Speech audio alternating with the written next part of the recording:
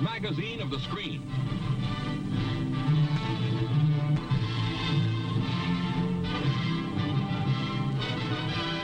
One of a series of educational records of our time.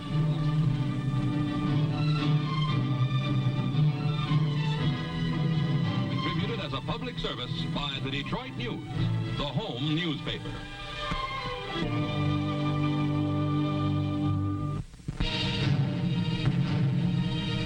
On the sandy wastes at Yucca Flat, Nevada, a new series of atomic explosions are set off. Tanks are among the obsolete pieces of Army equipment being tested in the exercises called Operation Teapot. More than 9,000 servicemen have been assembled at the proving grounds, ready to take their places in forward trenches. In the grim new age of warfare, today's fighting men must be taught survival on an atomic battlefield. While the troops take cover, the Army's giant new 100-inch camera is pointed toward the blast tower. Men tensely eye the control booth as the seconds tick off.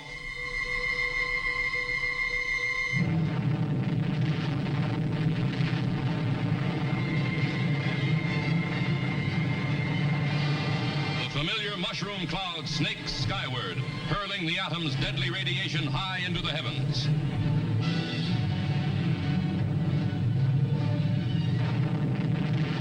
And shock waves roll over the men huddled in the trenches. Never before have we had such a close-up view.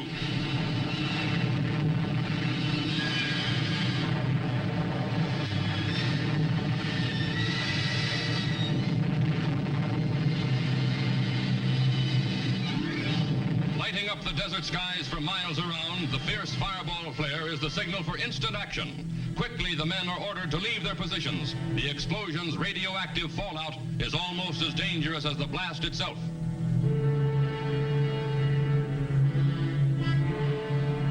In the vitally important precaution of dusting each other off, the lowly broom becomes an item of military significance.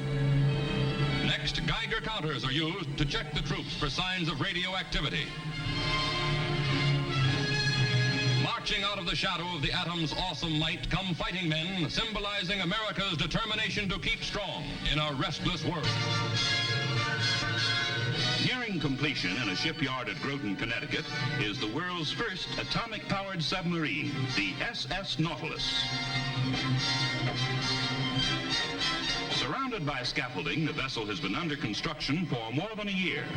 Now, workmen put the finishing touches on the hull of the submarine, slated to hit the water this year. An undersea giant built to circle the globe without refueling, the SS Nautilus launches a new era in the history of subsurface vessels.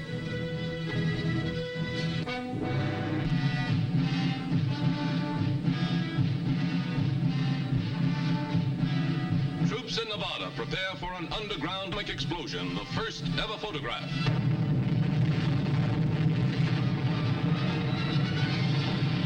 As powerful as 1,000 tons of TNT, this weapon reportedly can be carried by one man.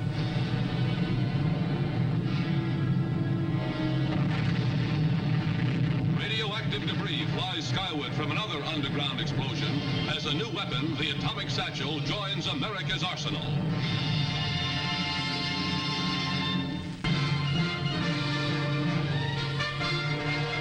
The Nautilus, first atomic submarine, launches a new era in naval history. Mrs. Dwight Eisenhower arrives for the ceremonies. The First Lady, momentarily distracted, must swing quickly to christen the underseas giant. Majestically, the fabulous submarine slides down the ways. Built at a cost of $50 million, she will be able to circle the globe in 29 days without resurfacing on a few nuggets of uranium. Her torpedoes can be mounted with atomic warheads, and she can operate at depths which would crush the conventional submarine. The 300-foot, 3,000-ton Nautilus will also have a speed of better than 20 knots underwater. The age of atomic navies is born. The tower on which Britain will explode her second atom bomb rises stark above the Australian desert. Cameramen at the testing site wait tensely, then...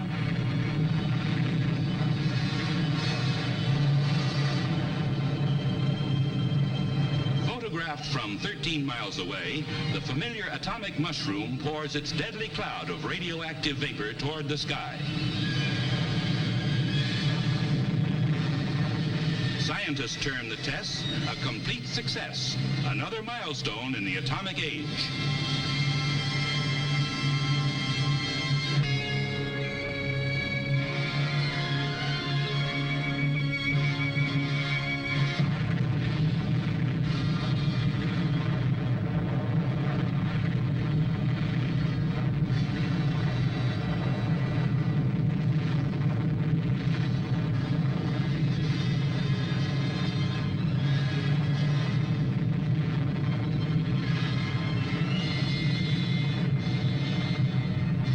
Within the last 2 years, more than 20 of these awesome blasts have echoed across the desolate Nevada desert. Interwoven throughout the story of the tests at Yucca Flats is a second story, the role played by the United States Air Force. 2 Air Force sniffer planes fall the assignment of invading the atomic cloud to gather specimens of radioactive particles for analysis by nuclear scientists. The sniffers carry filter traps mounted on the wings and fuselage during their cloud sampling missions. Their crews do a job considered impossible a few years ago. Today, advanced techniques permit the men to stay inside the radioactive cloud for a time without harm.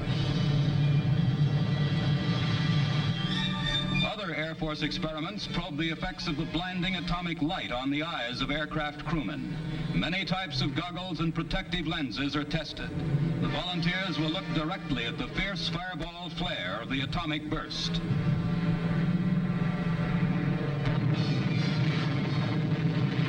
Quickly, the men turn to instruments which record the effects of the searing flash.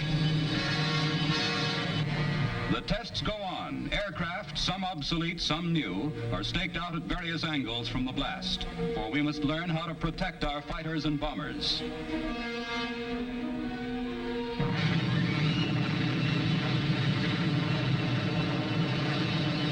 Special cameras in slow motion record each fraction of a second as the aircraft disintegrate under the shattering impact of this powerful force for destruction. From these films, the Air Force adds new pages to its knowledge and mastery of atomic warfare.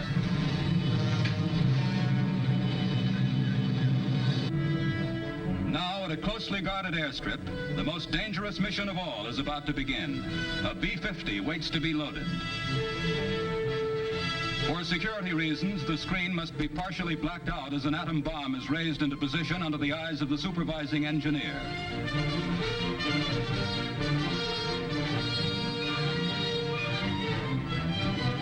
In the plane, codenamed Rosebud, 3 men share a heavy responsibility. The pilot, the radar navigator, and the bombardier. The target is that X 6 miles below. You're about to see the closest shot of an atom bomb blast yet released for public view.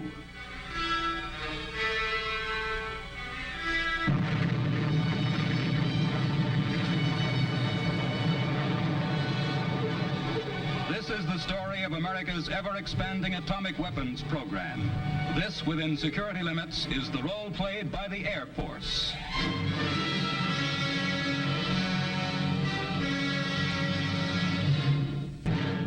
Now, for civil defense, another realistic test is held. In a 2-story house on Main and Elm Streets, a mannequin family waits, 3,500 feet from atomic destruction.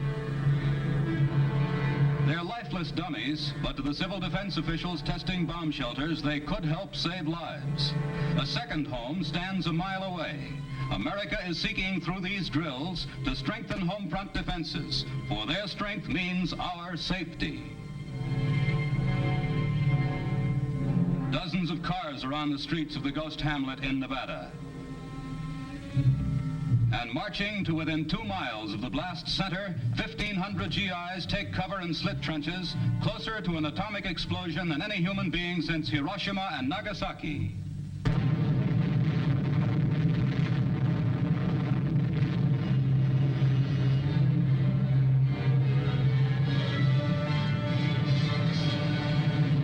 Blast's blinding flash silhouettes observers 7 miles away. Then its ugly mushroom cloud swirls skyward. Within an hour, the dirt-caked troops, all safe, have abandoned their foxholes and are pushing through a veil of dust as GIs pointing Geiger counters lead the way. closest house is leveled by the blast, equal to 15,000 tons of TNT, but small as A-bombs go. The second building, 7,500 feet from the explosion, still stands. Although protected by every device known to atomic scientists, troops are unable to penetrate to the blast center for many hours because of the deadly radioactive contamination shrouding the area. Val Peterson, Civil Defense Director, warns us to prepare, for this could be your house and your window. Here again, the atomic blast. 3,500 feet away, a split second later,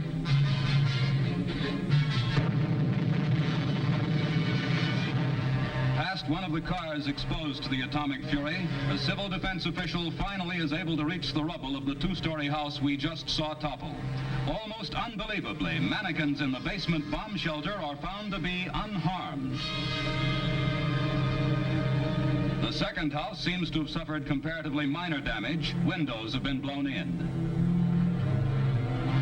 All Americans must work together, for the stronger our home front defense is, the less the chance an atomic attack will come.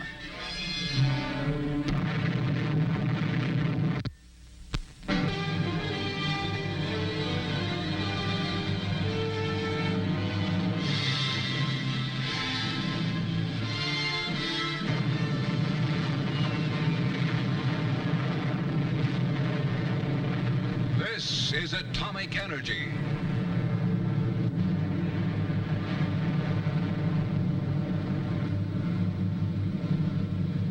This is the force of 20th century man, a powerful force for destruction, a force that may be preventing a new world war. This, too, is atomic energy, harnessed by American scientific genius to benefit all mankind through dramatic new discoveries in industry and agriculture, biology and medicine. 10,000 scientists and engineers are at work to prove that atomic energy does not mean only the atomic bomb. The master-slave manipulator at the Argonne National Laboratory, for example, makes possible important industrial research. Behind glass and concrete walls 3 feet thick, the operator is protected as he removes from its lead-shielded cask a container with a dangerously radioactive metal inside. The manipulator imitates the human hands in grasping, lifting, moving, and turning objects. Here the container is placed below a saw. A switch is thrown, and the saw bites into the metal. Intently now, the scientist watches the end of the container drop off. Next, the slave hands remove the tube and carefully shake out the radioactive metal for testing. The manipulator grasps the hot material and, directed by the scientist, places it under a hardness tester. A dial records the intensity of pressure. A microscope attachment enables study for industrial purposes of the effects of radioactivity on the hardness of metals. Strictest security safeguards America's atomic secrets. Every person working on a nuclear research project is intensively screened by the Atomic Energy Commission's protective force. And in the rugged areas where even the versatile Jeep cannot travel, mounted patrols ring atomic energy sites. At Los Alamos, amidst the wild, picturesque mountains of New Mexico, horses are of great value. The mounted patrolmen, through the use of radio, are regularly in contact with Protective Force headquarters in Los Alamos. Should a call for help be received, reinforcements could be dispatched by land or air in a matter of seconds. Day and night they ride, alert against spies and saboteurs. Giant anti-aircraft guns protect the Hanford, Washington atomic energy plant. Manned by carefully trained GIs, they guard against attack from the skies. At Hanford, biologists study the effects of radioactivity on fish, since Columbia River water is pumped through the plant. To safeguard Washington's flourishing fish industry, 25,000 trout and salmon are hatched each year and exposed to water contaminated with radioactivity. This is only one example of precautions that go on endlessly. In this case, there is not enough radioactivity to harm the fish or persons eating them. Hanford biologists are conducting similar experiments on sheep, feeding them pellets with radioactive ingredients. The paths of these substances are traced through the sheep's body. These experiments could be of tremendous importance to biologists and doctors, increasing their understanding of the processes of human life. In the field of agriculture, an isotope hothouse has been built at the Argonne Laboratory. Radioactive forms of plants are grown and examined under controlled safety conditions. Here a study is made of radioactive drugs which have been taken from the harvested plants. These drugs, which must be handled with gloves under a protective hood, undergo special analysis to determine how they can be most effectively employed by doctors in medical research.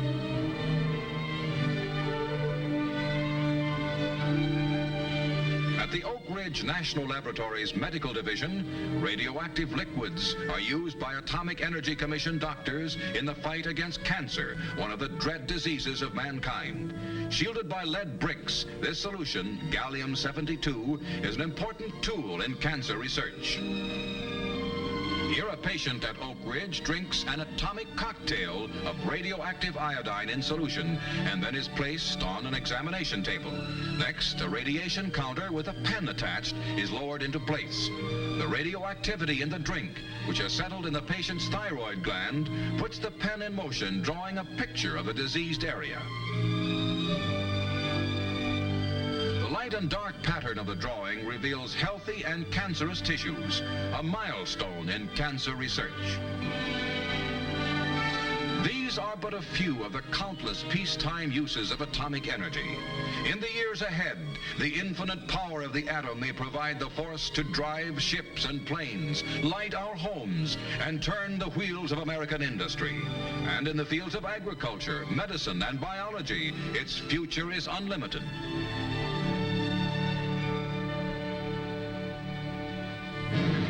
With the atomic bomb, American scientists unlocked the devastating might of the atom.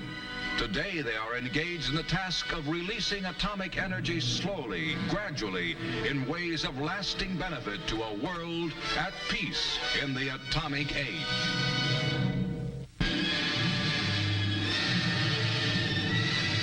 Navy ships steamed in late 1952 toward Enewetak Atoll on a momentous mission. The world's first hydrogen bomb, housed in this barn-like building, was to be exploded on a tiny target island named Elugeland. Strange, secret testing devices had been set up to measure mankind's most fearsome weapon. While the task force cruised 50 miles from the doomed island, the seconds closer and closer to the first hydrogen blast on Earth. Minus 15 seconds.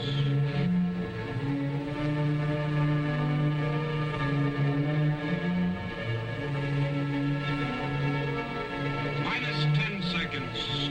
9, 8, 7, 6, 5, 4, 3, 2, 1, 0.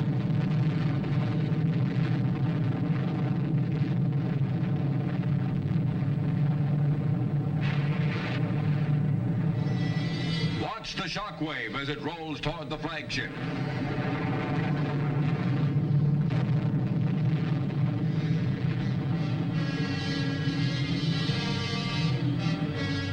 The fixed and boiling cloud surges to a height of 40,000 feet 2 minutes after zero. 10 minutes later, it has snaked skyward 10 miles. Observers fly toward the target center. The islands surrounding Elugelab have been swept almost clean by the fireball flare, which enveloped an area 3 miles wide in the twinkling of an eye. Elugelab is gone. Nothing there but a deep crater and water. From an island that once once was, but is no more. Out of an ugly mushroom cloud, mankind enters the hydrogen age, an era of danger, of challenge, of opportunity. Survival Town Atom Test measured a model village in the Nevada desert against the awesome power of nuclear energy. Buildings of various materials went up. $1 million worth of equipment was installed, including lifelike mannequins, and tons of food to measure the contamination caused by radiation. The big dolls were Survival Town's sole inhabitants. Tanks took part in their first atomic maneuvers, some less than a mile away, the closest yet in any test. Nearly 6,000 persons participated, including troops sheltered by trenches. Many cameras in many locations filmed the single blast.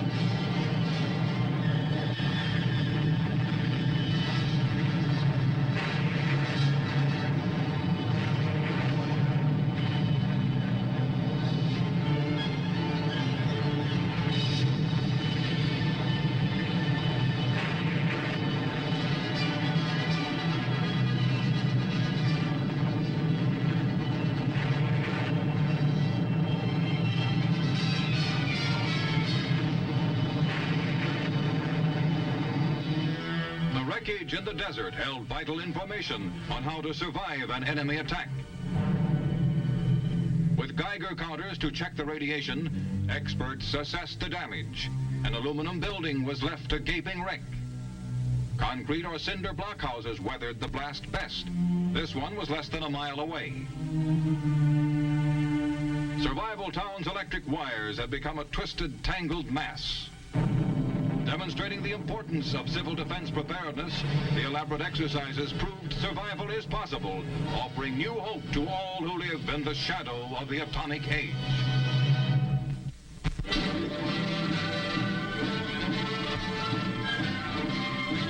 This is one in a series of edubers by the Detroit News, a home newspaper.